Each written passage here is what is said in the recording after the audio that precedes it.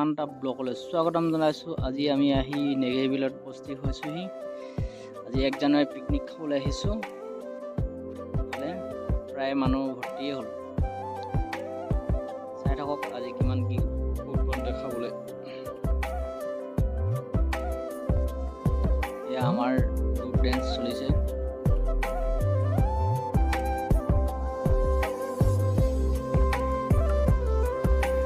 চাই থাকিব ভিডিঅ'টো স্কিপ নকৰাকৈ।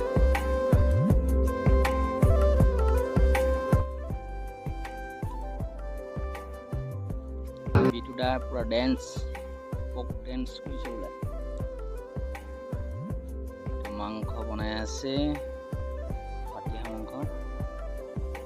মাংসটো মানে চৌটো সৰু হ'ল, অলপ ডাঙৰ চৌ লাগিছিলে। উপায় নাই, পিকনিকত চলাব লাগিব এনেকৈ। পোৱা নাই, জাষ্ট সিজিবৰ কাৰণে অলপ দিগদাৰ হৈ গৈছে, মানে ঠেক হৈ গৈছে বস্তু।